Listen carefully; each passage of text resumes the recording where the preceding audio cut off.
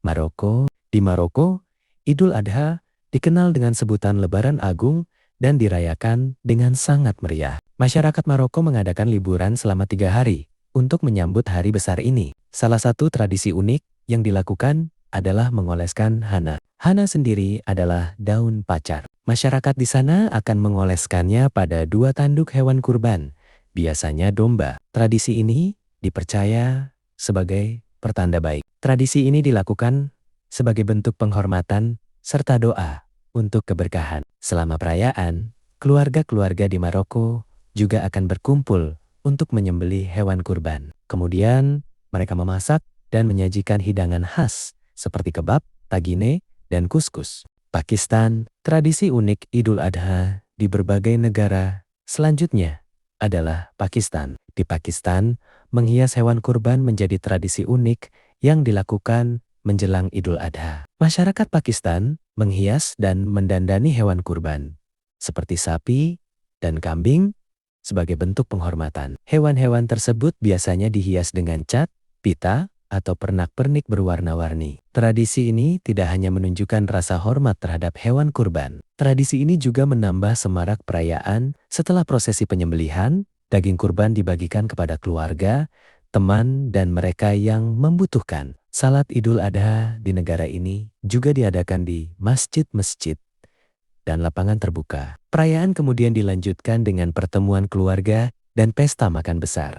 Malaysia. Di Malaysia, khususnya Kuala Lumpur, Idul Adha juga dirayakan dengan unik. Jalan-jalan di ibu kota dihiasi dengan rangkaian bunga. Saat melintasi Kuala Lumpur ketika Idul Adha, kota ini akan terlihat sangat indah. Konsepnya mirip dengan open house saat Idul Adha. Rumah-rumah terbuka untuk menerima tamu yang datang berkunjung. Idul Adha di Malaysia juga dirayakan dengan memasak berbagai hidangan daging. Hidangan tradisional khas Kelantan yang kaya rasa dan rempah-rempah disajikan saat para tamu datang. Masyarakat berkumpul untuk makan bersama. Mereka juga saling berbagi dan mempererat hubungan dalam suasana yang penuh kehangatan dan kebersamaan. Bangladesh adalah salah satu negara dengan tradisi unik Idul Adha yang menarik untuk diulik. Kalau di Indonesia, tradisi mudik identik dengan Idul Fitri, di Bangladesh justru dilakukan saat Idul Adha.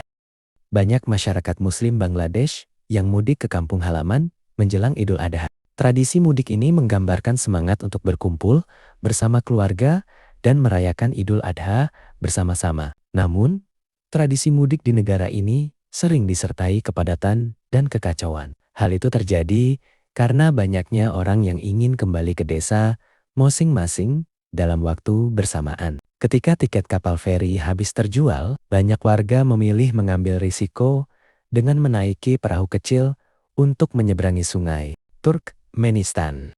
Perayaan Idul Adha di Turkmenistan tidak hanya fokus pada ritual keagamaan.